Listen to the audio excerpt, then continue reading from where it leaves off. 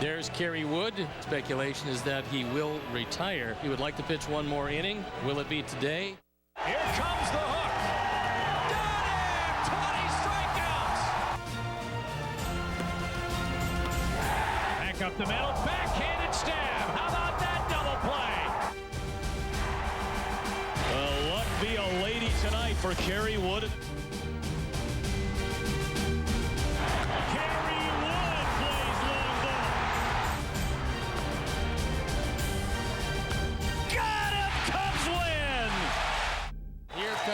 Kerry Wood. Swing and a miss. He struck him out. That is going to be it. In baseball, you're either were an asset or a liability. He was an asset.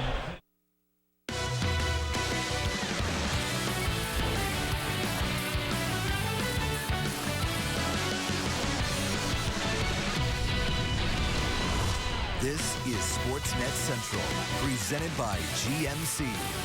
Live from the Comcast SportsNet studios in Chicago.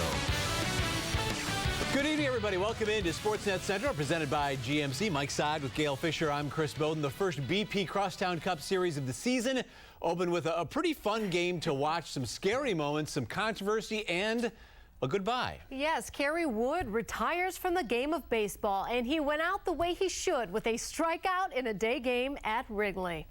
Woody pitched the final game of his career this afternoon, sharing the moment with his oldest son. He will officially announce his retirement from baseball tomorrow. Right-hander hangs it up after 14 years in the majors, and he did it striking out the last batter he'll ever face. Sarah Kustok has your press pass to Wrigley Field. As Kerry Wood took the mound for the final time in his career, the feeling brought the righty back 14 years ago, an adrenaline rush just like his rookie debut. I told Russell before I went out, I said, I feel like I'm getting ready to go in and pitch my first inning. And so the adrenaline was the same, the nerves were the same. You know, I can't give enough credit to the fans. Just tremendous feeling. I gotta just keep it at 80%, and by the time all that adrenaline kicks in, you'll be at 110. Kid K's final out couldn't have been scripted better. A strikeout and curtain call that brought the entire ballpark to their feet, as the respect and adoration for both the pitcher and person is unmatched. For a kid growing up in the Midwest, that's what Kerry was to us kids. You know, when we were coming up, that's the dude you wanted to be. That's how you wanted to throw. You wanted to throw hard. You wanted to throw a big curveball. Woody was a guy that you always looked up to and you wanted to be like because of how dominant he was, you know, as a starter, and then when he went in the bullpen. But at the end of the day, when I think about him just persevering and being the last couple of years, he's had a lot of years like I've had as far as battling back and trying to get back to a certain level of play. And in my book, that is to be applauded. He's one of the best pitchers of our era, and you know, for him to be a dominant starter and a dominant, you know, reliever, you know, shows a lot about him that he's willing to do that. So, you know, I know he's a great guy, and you know, the city of Chicago will definitely miss somebody like him. Who would have thought that Game 1 of the BP Crosstown Cup would mark the retirement of Kerry Wood? But after battling through the frustrations of injury and a tough start to the season, Kerry had no doubt that it was time. I felt like I was putting guys in the pen in situations that he didn't need to be put in, putting Dale in a situation where his kind of hands were tied and abusing me. So, you know, I definitely didn't want to go out with my last inning be me throwing my glove in the seat. So, you know, I wanted to put up a 0 or at least get one guy out. So, you know, I thank the organization. I thank, you know, Dale for giving me the opportunity to do that. At Wrigley Field, Sarah Kustok, Comcast SportsNet. Thank you, Sarah. Tonight's country financial top performer is Kerry Wood. We look back at Wood's career with the Cubs.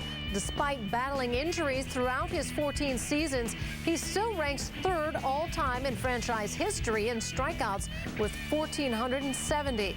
He ranks 2nd in strikeouts per 9 innings with 10.34 and 2nd in opponent's batting average at .216. And tomorrow at 2 p.m., Kerry Wood and his family are holding a press conference at Wrigley Field. You can watch it all right here on Comcast SportsNet, your home for Chicago Cubs baseball. Kerry Wood says goodbye to the game he loves at 2 o'clock. Well, the White Sox and Cubs began playing for keeps into interleague play the year before Wood burst on the scene as Rookie of the Year. His farewell came within the framework of a perfect day for the first of 6 meetings between the North and South. As much as the White Sox have taken their shots at Wrigley Field over the past 15 years, they had won 5 of the last 7 games played there. And they would strike early in this one. 2 outs and a man aboard in the first for Paul Konerko, who takes Jeff Samardzija deep in the left field bleachers. Konerko's 19th crosstown homer puts the White Sox on top almost immediately, 2-zip.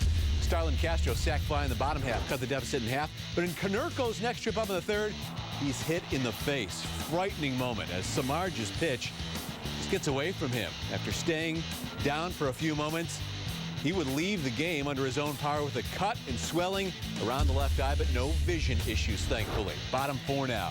Philip Humber uses Brian LaHare to send a message, throwing behind Konerko's first base counterpart. Played up Tim Timmons, warns both sides. Samardzija barks at Humber from the dugout. An inning later, David DeJesus at the plate. He finds the gap in left center. Now, Diane Viciedo chases this one down, makes a great throw to second to make it close. Eric Cooper first calls DeJesus safe, then out. Check it out. Gordon Beckham actually forces DeJesus off the bag after he slid in safely. And Dale Swaim didn't need the replay to come out and argue. He gets tossed. His crosstown managerial debut ends a bit early. To the 7th, Alexei Ramirez leads off. He crushes one past Samardzija up the middle. Darwin Barney flashing some glove there. Now to the bottom of the 7th, Robin Ventura decides to pull Philip Humber after he had only thrown 66 pitches. So Matt Thornton in for Humber, and Samardzija collects his first hit of the season, a game-tying single that brings Ian Stewart in, and we are even at 2. Later, 2 outs, runners in the corners for Tony Campana. He tries to lay down a bunt, but pops it foul instead. A.J. Przinsky makes the grab, and then yaps with some Cubs fans in the front row. That is vintage A.J. Now, top of the 8th, Gordon Beckham steps in, and he would break this 2-2 tie. In the left field, stretch, back at the wall, he jumps. You can put it on the board, yes! Sox back on top 3-2. Samardzija can't believe it, and after walking Adam Dunn, Samardzija would get pulled for Kerry Wood. Making one last jog in from the bullpen as the fans rise to their feet for Kid K, and he would not disappoint unless you're Diane Viciedo. Wood's 1,582nd strikeout victim. That's how it ended as Jamie Quirk went out to get him, and then so did young son Justin, coming out of the dugout, greeting Dad with a hug. Emotions running high at the confines. Wood tipping his cap to the home fans a final time as a player.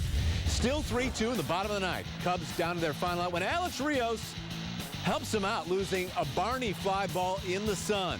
So Barney's on second. It's up to Reed Johnson, but Addison Reed strikes him out to end it. Reed on Reed crime, giving the White Sox the series opener 3-2. Now, the Tribune's Mark Gonzalez reports tonight Konerko's test came back clear. He'll be reevaluated before tomorrow night's game. Humber got a no decision in a second straight strong outing after that rough 3-game stretch following his perfect game. LaHare, a tough crosstown debut, 0 for 3 with 3 strikeouts. Barney, DeJesus, and Beckham had 2 at afternoons. Beckham spoiling an otherwise solid outing by Jeff Samardzija, who allowed just 6 hits and struck out 8 over 7 1/3.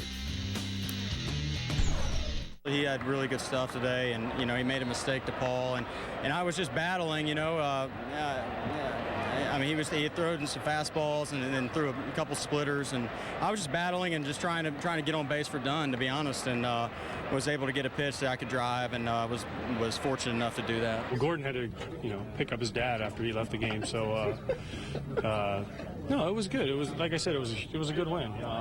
Once you lose Paul, it kind of shell shocks you a little bit because he's such a steadying force, and he's always in the lineup, and he's always there, and he always hits, and you take him out. Viciedo came in and could play left. We can move Dunn to first. We're lucky that we have a lot of those kind of options, but Paul will always be missed no matter how long he's out. Hopefully it's shorter rather than longer, but we have to be ready to go tomorrow. Today was definitely a grind. I mean, I think we're not going to take it easy on each other. That's for sure. I think we showed that. So it's going to be a battle. It's not so much exciting as it is. We want to win, and that's all it comes down to. Elsewhere. Elsewhere in the majors, Tigers hosting the Pirates. Justin Verlander had the chance for his 3rd career no-hitter. Top of the 8th, Verlander gets Clint Farmer swinging. He had 12 Ks on the night, and Verlander has a no-hitter through 8 in the 9th. Now Michael McHenry grounds out to short. Johnny Peralta throws and gets him out. Only 2 outs to go. Next batter, Josh Harrison. Oh, he delivers a base hit up the middle, ending the no-hit bid for Verlander. He would stay in the game, though. With 2 outs, he gets Andrew McCutchen to ground out to end the game. A complete game, 1-hit shutout. Tigers get the victory 6-0. We'll have much more on Kerry Wood calling it quits. David Kaplan and Todd Hollingsworth reflect on the ups and downs of his storied career. Meanwhile, Gordon Beckham seems to relish these matchups with the Cubs. Find out why his go-ahead homer off of Jeff Samardzija shouldn't come as a surprise. But first, here's tonight's U.S. Cellular text message trivia question. Diane Viciedo was the last, but who was Kerry Wood's first career strikeout? Your choices are Mark Grudzielanek, Vladimir Guerrero, Jose Vidro, or Rondell White. Text the number of your answer to 29653. Standard messaging rates apply, and we'll have the answer later on SportsNet Central. SportsNet Central on Comcast SportsNet is presented to you by the GMC Terrain. We are professional grade.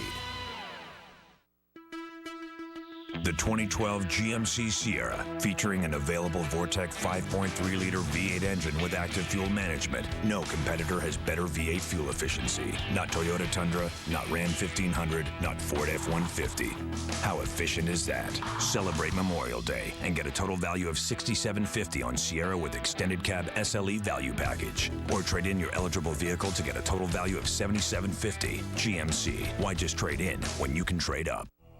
Blue Man Group, the show that brings you this and this, as well as this, and makes you feel like this. Come see Blue Man Group at the Briar Street Theater in Chicago. Call 1-800-BLUE-MAN or go to blueman.com. I love this city. Sox have always been a part of my life. It's baseball, but it's more than that. I can tell you where I was at almost any point in my life because of the Sox. Fans. We're more than fans. We appreciate this game.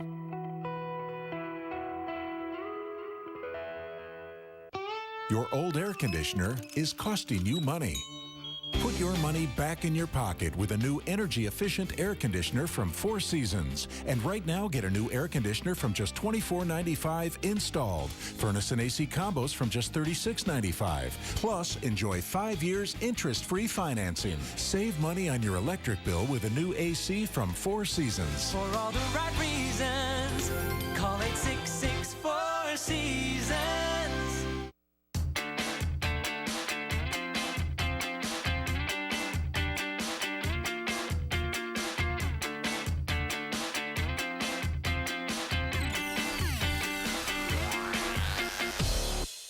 A car is either luxury or it isn't. If you want a luxury car with a standard power moonroof, your options are going to be limited. If you want standard leather-trimmed seats, you're going to have even fewer.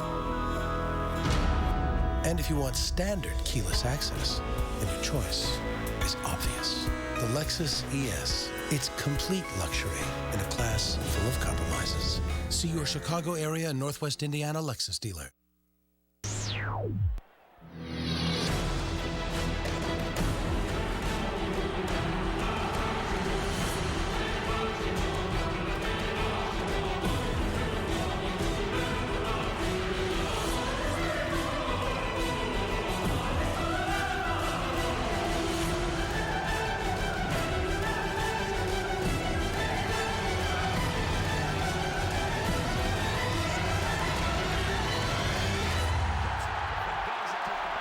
A hit-by-pitch scare, a couple of long balls, an ejection, a retirement. Just another ho-hum Cubs-Sox game, right? Oh, yeah.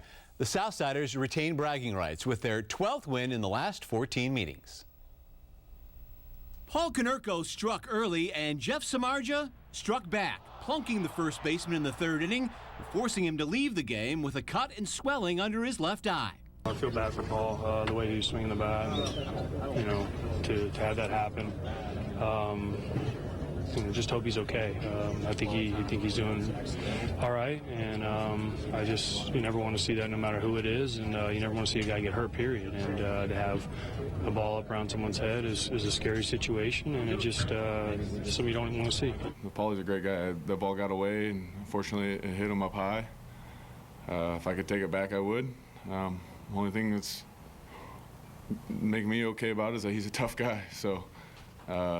You know, I hope he'll be all right, and wish I had that one back. Philip Humber retaliated, throwing behind Brian LaHare, and after both benches were warned, the fun began. Now he's out. Now he's out. Is right. As far as I know, you can't shove people off the base, otherwise everybody would be doing it all the time. So, you know, unfortunately, we lost a guy in second base. And, you know, a potential guy in scoring position. It was a big play at that part of the game. Dale Swaim got ejected, which did allow him to see Gordon Beckham's game-winning homer in the 8th. It helped the team win, and it was we ended up winning the game by that run, so that's important. And yeah, it was good. It was good. You know, yesterday I got robbed of a home run, so it's nice to get one back. It's fun. Everybody's excited.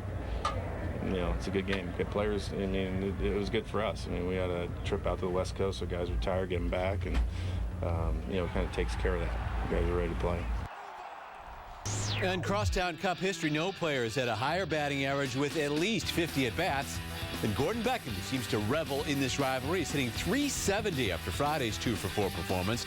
And in another interesting turn, we mic'd up Beckham's teammate Adam Dunn during batting practice, allowing us to eavesdrop on some interesting thoughts and exchanges.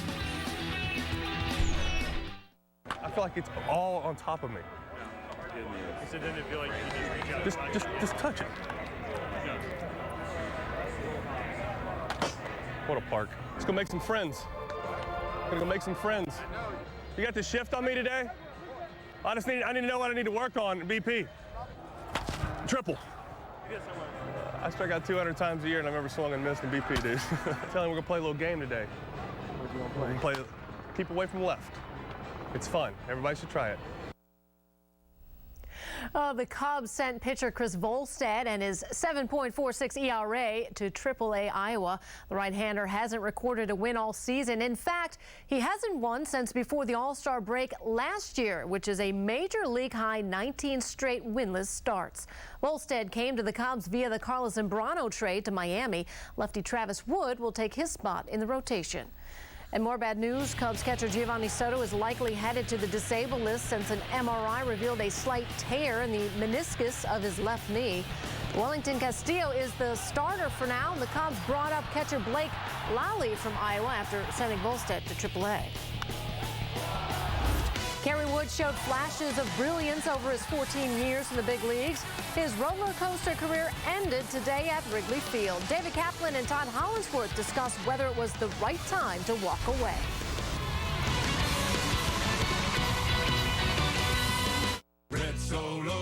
Toby Keith's Live in Overdrive. Presented by Ford F-Series. September 2nd at First Midwest Bank Amphitheater. Made in America. And Toby's bringing along Brantley Gilbert and Thomas Rhett. Tickets on sale Saturday, May 19th at 10 a.m. Welcomed by US 99.5. Hellraiser Super Saver Reserve Seats, $20 while they last. Listen to what satisfied customers are saying about their Schaumburg Honda experience. I like the people that we deal with here. Everybody's helpful, friendly, and knowledgeable. We bought 4 cars from Schaumburg Honda. I would never go anywhere else. If I need another car, I'll come here. They worked with me to give me a great price on a vehicle and a vehicle that I was very happy with. They're a great group of people. Actually, at this point, it kind of feels like home. They treat you like your family. Schaumburg Honda Automobiles. Get the ultimate garden tool, a Tough Shed storage building or garage available at the Home Depot. Legendary Tough Shed quality and the convenience of the Home Depot. Call, click, or visit, and Tough Shed handles the rest. installing your shed or garage where you want, so you can create the backyard of your dreams. Right now, get 10% off the base price on installed Sundance Series sheds and garages, plus no interest if paid in full within 12 months on Tough Shed purchases of $899 or more. The Tough Shed Sundance Series, exclusively at the Home Depot.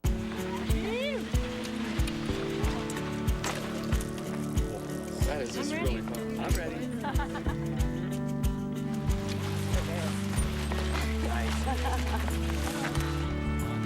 April 19th, Lauren Sterla finds out that you don't have to know someone to know exactly where they've been. REI's anniversary sale. Save up to 30% on great summer gear and clothing. Hurry in to your local REI. Find out. We've all been there, face to face with the list, the honey-do list. But with CLR, it's easy to cut the list down to size. Start in the bathroom with that shower head. Give it a quick dip in some CLR and see how strong it can really run. CLR is great for the washer and dishwasher, too. Same thing with a coffee maker for its best tasting brew. Use CLR to clean your tools and make them shine. And CLR is safe for the environment. CLR has what you need to make fast work of any cleaning job around your house. CLR is available at these stores. Welcome back. Comcast SportsNet invites you to put your Cubs and White Sox knowledge to the test. Come to Kincaid's in Lincoln Park tomorrow night as we try to find the city's biggest Cubs and Sox experts to appear on our new trivia show, Batter's Box. Soon to debut. Visit csnchicago.com for more information. Our GMC professional grade player is, well, who else? Kerry Wood. Wood struck out Dion Viciedo in his last appearance for the Cubs. He was then taken out of the game and given a lengthy standing ovation. Woody said the time was right to hang it up, and he definitely went out on his own terms.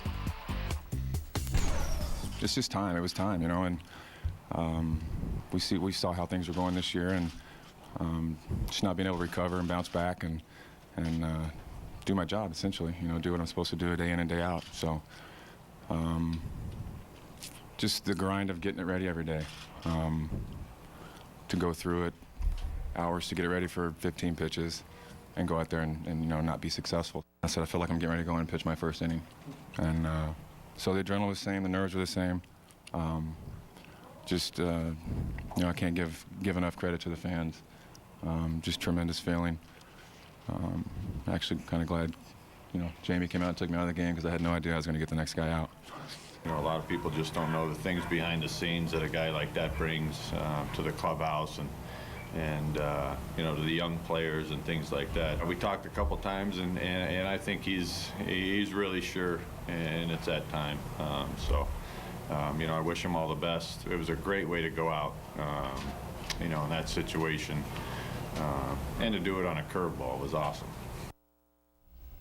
With more on Kerry Wood's retirement, here's our Cubs pre- and post-game live crew of David Kaplan and Todd Hollandsworth. Holly, he was an outstanding talent who dealt with a lot of injury. You were his teammate. What's your thoughts? Well, I think of perseverance of Kerry Wood. My initial thought, going up against Kerry, faced him early in his career, how dynamic that curveball was, the 96 miles an hour.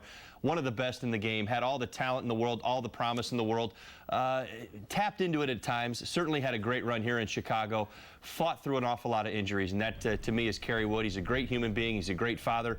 He was a great teammate. Certainly enjoyed playing with him on the north side. What impressed me most was his willingness to go into that bullpen. I think back to his career and the transition there. Very rarely do you find players today able to go from the starting rotation or the understanding or the money that's staring at you by being a solid starter year in and year out, but realizing that he was probably better served for the extent of his career, for the length of his career, to make a move to the bullpen. When you walked away, you still are a young guy. When you walked away, you still had people saying, Holly, you can keep playing. He's also a young man. He's not a 45-year-old guy hanging on. What are the emotions like when you first step away, knowing physically I might still be able to do this? Well, let me do my best to explain. I mean, as a player, you start to see the writing on the wall. You know your body better than anybody else. You know how your shoulder feels, how your elbow feels, how your hamstrings are responding to the day out and day in and day out grind of Major League Baseball. You also know that your family's growing, that your children are getting bigger, and that, well, Dad's married to the game of baseball. It is what it is. You spend 3 months on the road away from your family. Your children continue to blossom and to grow. And, well, mom is mom and dad a lot of those times. And, you know, for Kerry and for family men, much like myself, you go down a path of how much longer do I want to put forth 100% effort to be the absolute best that I can be day in and day out and sacrifice my family like that.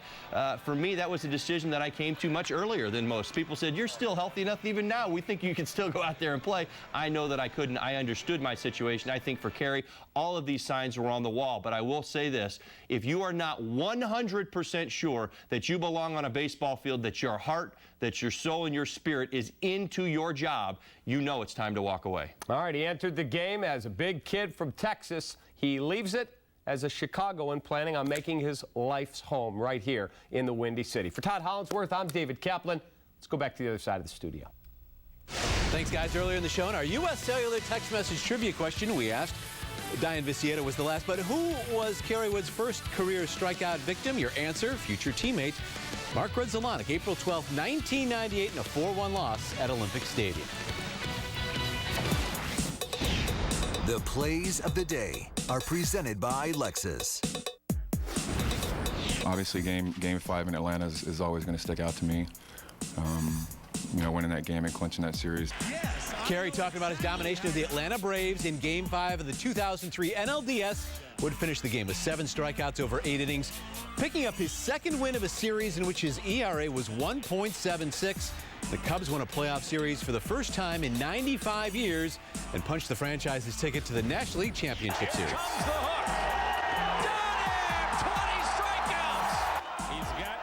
How can we forget Kid K striking out Derek Bell to end the game in his 20 punch-out performance against the Houston Astros, the most strikeouts ever by a pitcher in National League history. Probably Game 7 homer. I'm a pitcher. It's going to be something hitting. Wood belted a game-tying 2-run homer off Mark Redmond. Game 7 of the 03 NLCS against the Fish. Kerry struggled on the mound that faithful night. Allowed 7 runs over 5 2/3. He had 7 regular season homers in his career. That was his only postseason long ball. Wood suffered his biggest disappointment later that night in a 9-6 loss that left the Cubs 1 win shy of reaching the World Series. So in that sense, Kerry's much different than other players who have played on the north side of late. Our time's up for this edition of SportsNet Center presented by GMC. A very eventful day on the north side. I don't know how they can top that tomorrow. Well, Kerry Wood will tell us what he's going to do next. Another role with the Cubs. His press conference is live on Comcast SportsNet tomorrow at 2 o'clock. Have a good night, everyone.